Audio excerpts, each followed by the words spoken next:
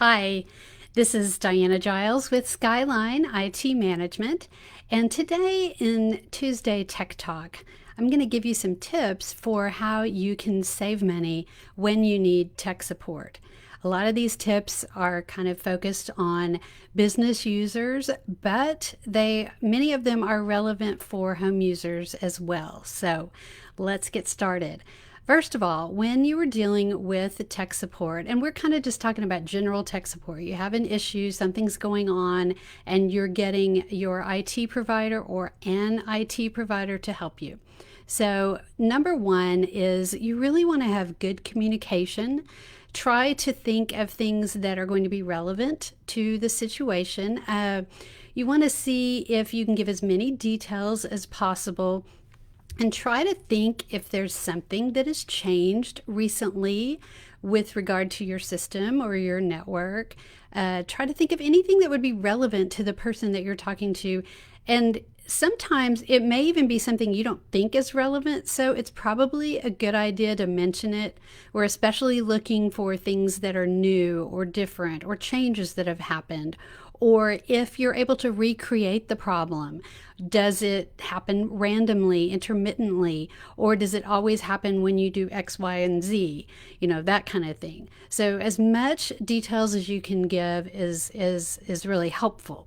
Kind of along the same lines, however, though, if you are reading something on the screen, if they're in a situation where they're not connected to your machine where they can do things and see things yet, you want to maybe not try to read every single word that's on the screen, because a lot of those may not be relevant. You kind of want to wait for them to prompt you about the information that they're needing, and maybe read an error message or something like that, but don't just literally read everything on the screen, because when you're dealing with tech support, sometimes, depending on how your arrangement is, time is money, and so you don't want to, just kind of waste that time.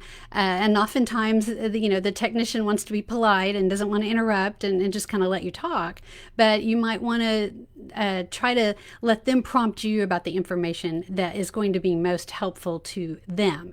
Another place that people get into trouble where they really can chalk up those tech support hours is when they don't keep good records. If you don't have your license keys that enable you to activate your applications, if you are constantly losing your passwords, if you're having to work with the technician to do password retrieval just so you can get on to the next step to actually troubleshoot your problem, those kind of things can really take time.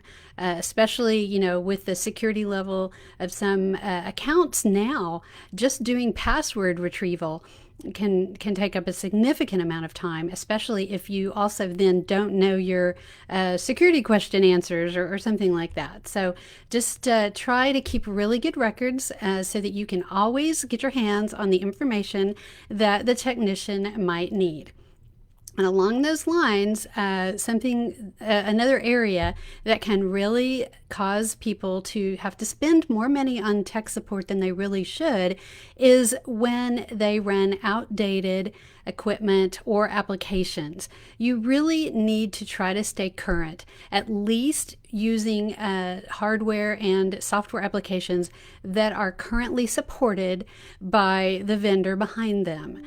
You don't want to use outdated equipment, because if you're trying to use outdated equipment and then let's say you have something that is more current, a lot of times those are not going to play nice together. Problems are going to arise and so forth. And then just simply using outdated equipment and applications lead to problems because, maybe the new operating system doesn't work very well with that, or that particular version of QuickBooks isn't going to run very well on that older hardware or that older operating system. Or if you're using an outdated version of QuickBooks on a newer operating system, and so forth.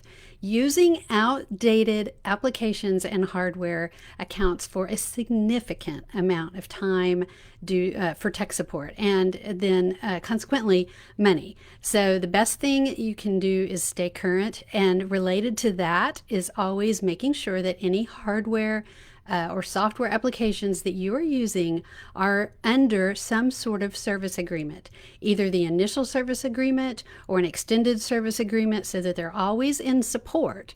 Because sometimes even the technician is going to need to get in contact with the vendor from that particular hardware or software and get some assistance from them. And so you don't want to not be in support. You want to have that manufacturer supporting that particular item always, or you're going to end up spending a lot more money than you want to, or in a pickle because you can't get what you need in order to make those things work.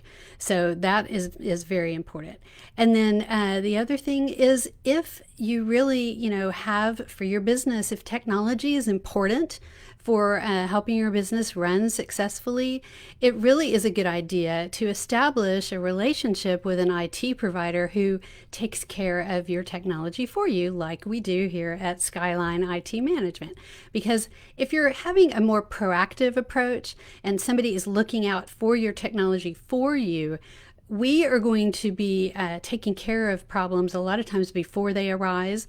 Not that they never arise, but there's things that we can do to minimize that, minimize downtime and frustrations, and keep your technology working like it should and like you want it to, so that your business can run smoothly.